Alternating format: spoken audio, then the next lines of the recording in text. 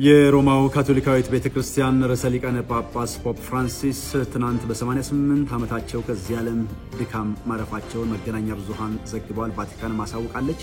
ይህንን ተከትሎ የፖፕ ፍራንሲስ የቀብር ስነ ስርዓት በመጪው ቅዳሜ እንደሚከናወን ቫቲካን ካርዲናሎችን ካናገረች በኋላ ወስናለች። የፖፕ ፍራንሲስ ህልፈት ከተሰማ በኋላም ከተለያዩ ዓለም ክፍሎች የሃይማኖት መሪዎች፣ የአገር መሪዎችና ታዋቂ ሰዎች ሀዘናቸውና አክብሮታቸውን እየገለጹ ነው የሚገኙት። የአሜሪካው ፕሬዝዳንት ዶናልድ ትራምፕም የአሜሪካ ሰንደቅ ዓላማ ዝቅ ብሎ እንዲውለበለብ ትዕዛዝ ሰጥተዋል።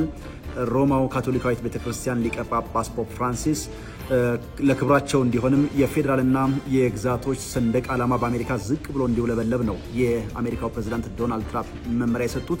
እስካሁን ድረስ በይፋ የተገለጸ ጉዳይ ባይኖርም ይሄ ዘገባ እስከተጠናቀረበት ጊዜ ድረስ ማለት ነው።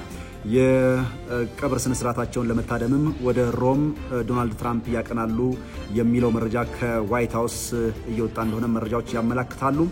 የሮማው ካቶሊካዊት ቤተክርስቲያን ሊቀ ጳጳስ ፖፕ ፍራንሲስ ህልፈትን ተከትሎም ቤተክርስቲያኗ በቀጣዮቹ 3 ሳምንታት ውስጥ አዲስ መሪ እንደምትመርጥም መረጃዎች እያመለክቱ ይገኛሉ። በዛሬው የዜና ኢትዮጵያ መሰናዶ ይህንን ጨምሮ በርካታ ጉዳዮችን ወደ አድማጭ ተመልካቾቻችን እናደርሳለን። ከቀጣይ ቴሌቪዥን ስርጭት ባሻገር በኢቢሲ.ስትሪም የማህበራዊ ትስስር ገጾቻችን ልትከታተሉን ትችላላችሁ።